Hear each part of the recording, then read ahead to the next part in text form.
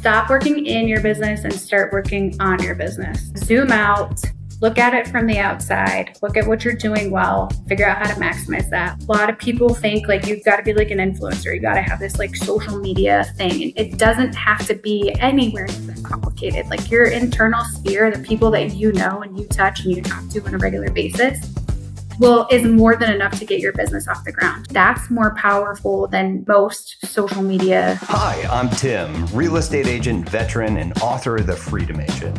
You're listening to the Freedom Agent podcast, where we help agents stop being the bottleneck in their business. Through conversations, stories, and real strategies, we'll show you how to scale smarter and finally take back your time. All right, everybody, welcome here to another episode of the Freedom Agent podcast. I'm with Erin Helle here from the Hudson Valley area. That includes Highland Falls, I believe. Yep. And she is with eXp Realty. And how long have you been in the business? Like 9 years now. 9 years. Nice. Amazing. So I believe as well that you are a team leader. Yep. Team leader, investing, you have a coaching platform, and really excited. Army veteran as well from West Point. That's where you're currently at now. So we're super excited to have you on here. So let's go ahead and start getting into the questions so we can get and absorb the knowledge you got for us.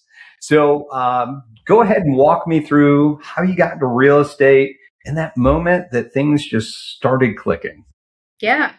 Wow. I'll have to really take it back a little bit because, you know, where I am now is so very different from where I was when I started in every sense. But yeah, so I'm in New York now, have my license here in New York. I started in Tennessee, which is where I was when I got out of the military. And the two states like really couldn't be more different. And I'm really grateful that I had my experience in Tennessee first, so I could kind of have an idea of how simple and easy a real estate transaction can be, because now that I'm in New York, it is anything but simple, easy, or straightforward.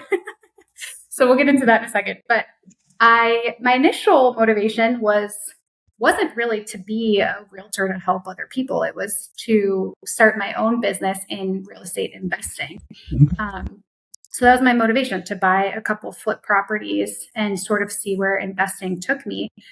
And as I kind of got the hang of it and started to put systems in place, I'm a very natural, like systems oriented person. Yeah. And I just realized how easy it could be. And I was already making all these connections in the industry. So I started helping people. And at first I would kind of help anybody. And now I'm very particular about who I will help and who I will bring on my team, which is a really nice place to be.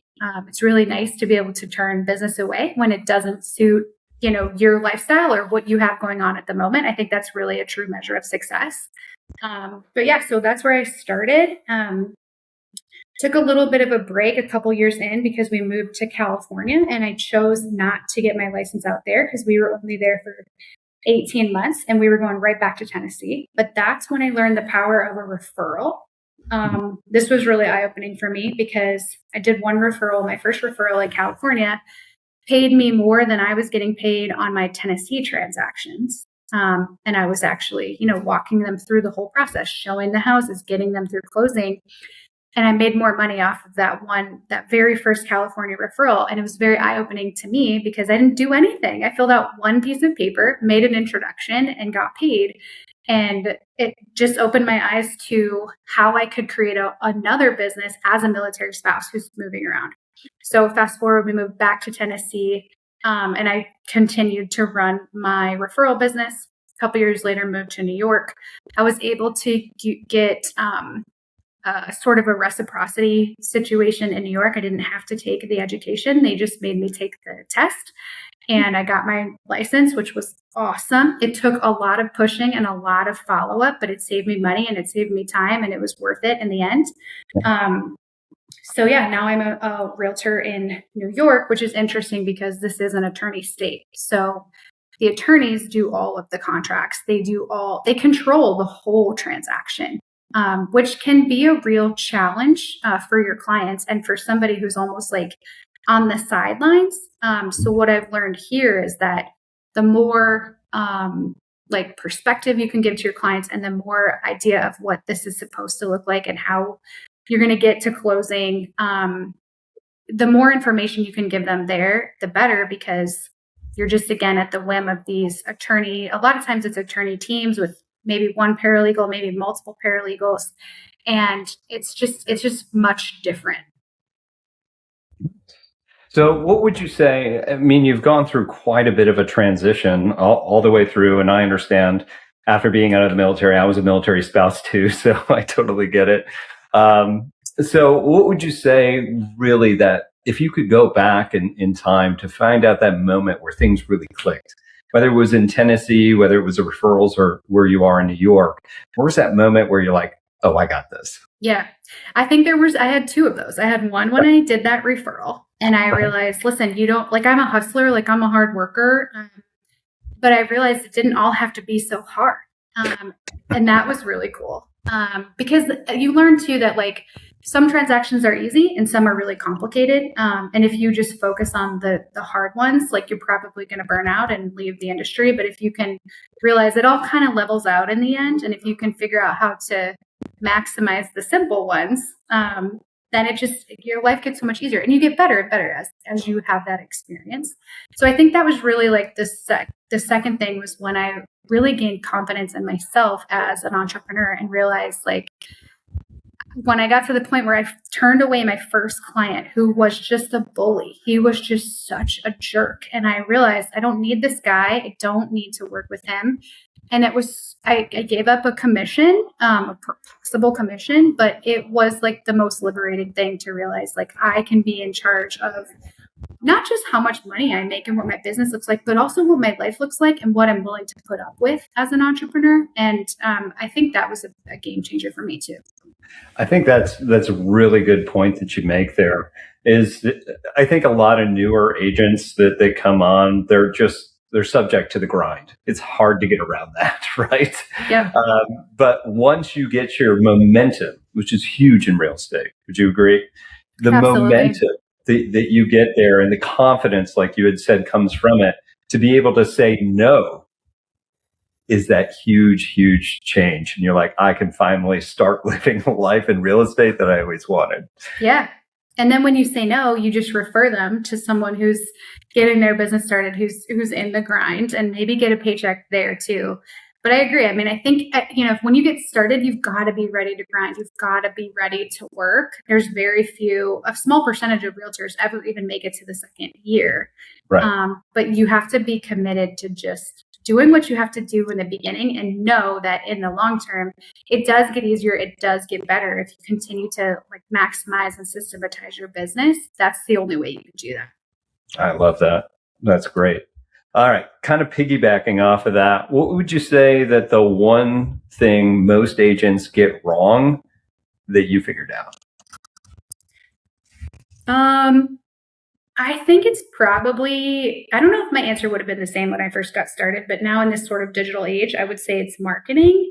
Okay. I think a lot of people think like you've got to have this, you've got to be like an influencer, you got to have this like social media thing, and you got to send out letters, and you've got to hire this company that's going to do door hangers and all this stuff. And it doesn't have to be anywhere near that complicated. Like your internal sphere, the people that you know and you touch and you talk to on a regular basis, is more than enough to get your business off the ground. And all you have to do is one successful transaction where you show somebody how much you care and how good you are at your job. You close that and you've built that trust with them. And then you ask them to refer you to the next person that needs to buy or sell. And I think that's more powerful than most social media platforms, most digital marketing platforms. And I think we've sort of lost sight of that. Yeah, no, it's, I think a lot of people, to your point, have really just been overwhelmed with all the options out there to take care of it for you, right? The AI platforms and things like that.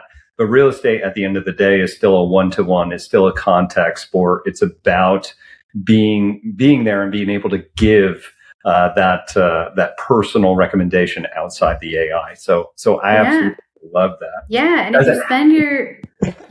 you spend if you took the same amount of time that you spend learning all these systems and learning how to schedule posts on Instagram, and I'm speaking from experience, like this is something I've learned. I've gone down this rabbit hole of trying to get everything self-sustaining. You spend so much time there. When if you spend that same amount of time just nurturing your network and just having conversations with people, you will be so much more successful, so much quicker. Absolutely. And you're running a team now. So you've got, how many agents do you happen to have on your team? So my team is still, because EXP is a nationwide brokerage, my team is still in Tennessee. So I have 8 people in Tennessee, and I'm just about to start a team in New York. So I've got 2 that are ready to join, maybe 3. But I wasn't really in a position to bring them on because I've only been here for like 2 years now. And I feel like I'm finally to the point where I know how New York transactions go. And I've got sort of that experience under my belt. Yeah. So now I feel like I'm ready to bring people onto my team here. It's a whole different beast. I know I can relate. I had a team in Destin, Florida, and one in Dayton, Ohio, thanks to the U.S. Air Force and Wright Pat and my wife getting stationed up there. So running those things simultaneously can be pretty tough. But there are some things that I'm sure you've learned and that you teach your agents across the entire platform, going back to what you had said about building that sphere and building that up. I think most people don't understand that if they can cultivate that sphere instead of doing the pay to play, because that's where a lot of people are kind of transitioning. Our listeners here, they're going, hey, do I continue as a solo agent? Do I build a team? Right. But when you're doing this, regardless of which way you go, it's building and compounding the people that you already have a relationship with. Right. And the statistics, you can correct me if I'm wrong, but the statistics are typically for every 100 people that you know, and especially past clients, that you should be getting 12 to 19 sales per year from them if you are marketing to them. And it doesn't even have to be that much, to your point, but if you are staying in contact with them each and every year. And that's through referrals and repeat business. Would you agree with that? Absolutely. Quick break. If you're a high-producing real estate agent who's already figured out the money part but keeps losing ground on your time and your health, that's exactly who the Freedom Agent was built for. We're a coaching and VA connection platform specifically for agents who are ready to run the same business in half the hours. Whether that means building the right virtual team, the right systems, or just finally getting somebody in your corner who's done it, we've got you. Check us out at freedomagent.net. All right, back to it. All right, so Erin, I haven't necessarily put you under the spotlight yet and ask you the hard questions, but I'm going to do one now. Is that okay? I'm ready. All right, let's do this. So I want you to really think about this. What part of the business that you currently have really wears on you the most? I would just say the paperwork. Okay. And what seems like constantly changing standards, like you fill out all the paperwork for this transaction and you finally get it approved, and then the next one they change something, and then anyway, it's that very tedious paperwork. And what are you doing to kind of mitigate the tediousness of the paperwork? Yeah, 100% a transaction coordinator. Okay. That I just hired, and I normally would tell you to hire that like pretty quickly, but again, as a newer agent in New York State, like a new market, a whole lot of extra paperwork, significantly more paperwork than I ever had to do in Tennessee. So many disclosures and all these things, and so I wanted to learn it first myself before I hired somebody else to do it. So I finally got to the point, and I went through I tried a couple of transaction coordinators who weren't any better at it than I was. And so it was causing me, it was just as much time taken, and even though I was paying them. So I think I finally found the right person who can take this off of my plate, which will be very, very nice. But again, I think it's important that you learn the stuff first. And this is the same reason that I've not brought agents on yet, because I want to feel really confident in my ability to do it, and more importantly, to coach them through it. So in some ways, it's like I'm starting a new business. But the nice thing is, because I know how to do the marketing and I have experience like bringing the business in, that part's been pretty simple. It's just been kind of learning the ropes and frankly, dealing with the various attorneys. Yeah, that can always be fun. Yeah. So, as far as your New York, we'll call it your New York team, it's you and a transaction coordinator. Do you have anybody else working for you as far as like an administrator, or is it just you right now? Just that, and then somebody helping with marketing and media stuff, which is more than just the real estate license. But Okay. And is that an administrator or a company that you hired? just an individual. Okay. An Yep. in-person individual that you have in New York or Yep. Tennessee? Okay. Awesome. So that kind of brings me to the other question I was going to ask you, because we talked about bad hires. Like Yep. you just lamented to me. How would you say your process goes to find A players, whether it's agents, whether it's administrators? What is your process? Yeah.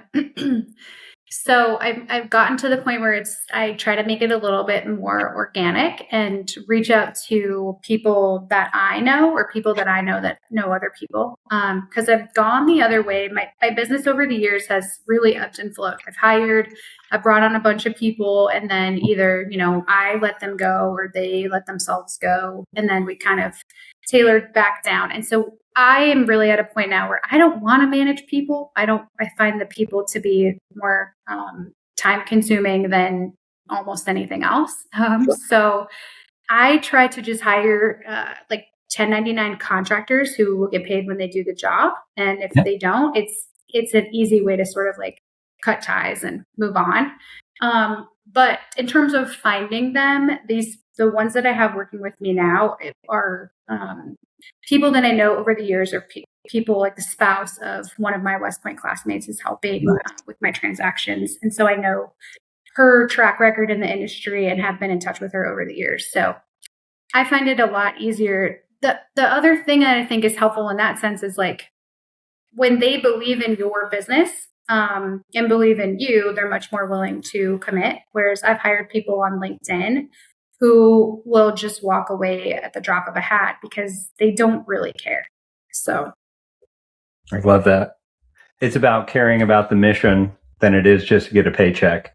yeah, That's fantastic. I absolutely love that. That's actually on my board. It's a core love it. value. Yeah. I love that. Awesome, Erin. All right, so I'm gonna give you another question before we wrap this up. Let me ask you if you could give one piece of advice of somebody doing 3, maybe 4 million in volume, just maybe even up to 6 million in volume, trying to grow to that next level, because I know you've been there. What would that be? Yeah, I would say stop working in your business and start working on your business.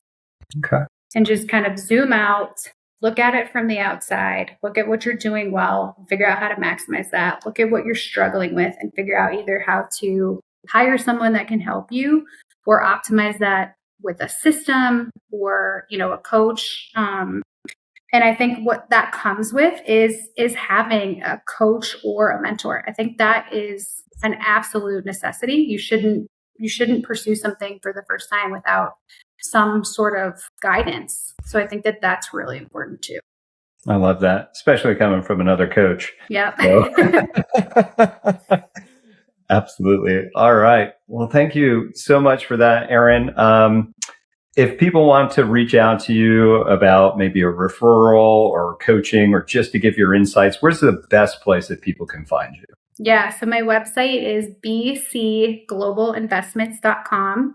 And you can also email me, erin.helle@exprealty.com. All right. Well, I got you there. Well, okay. So I really do want to thank you so much, Erin, for the time. The things that really stuck out to me, and I absolutely love this line where you're like, it just doesn't have to be that hard. Yep. The amount of times that I've said that to people that I've coached and I've trained over the years, it just really resonated with me because we try to overcomplicate things, right? And you're a prior military person, so am I, and we ran a lot of stuff from checklists. And if you could just create your own checklist, things are so much easier and so much more efficient. So, man, I think that's really going to hit hard to this audience. So I really do appreciate that. And again, for anybody listening who wants to go deeper on the systems and the things that we've been talking about, you can still check us out at the Freedom Agent. It is on Amazon. You can go to freedomagent.net to read more about everything that we have here. But again, this podcast exists because somebody needs to start saying out loud what most agents already know, but haven't let themselves admit it yet. They've already earned the right to stop proving it. That's a big part that we're here to do today. So thanks so much again, Erin, for being here today. And guys, thank you so much for listening to the Freedom Agent podcast, and we'll see you in our next episode. We appreciate you being here for this episode of the Freedom Agent podcast. If you're serious about scaling your business without working nonstop, check out the free resources, the webinar, and the Freedom Agent book below. We'll see you in our next episode.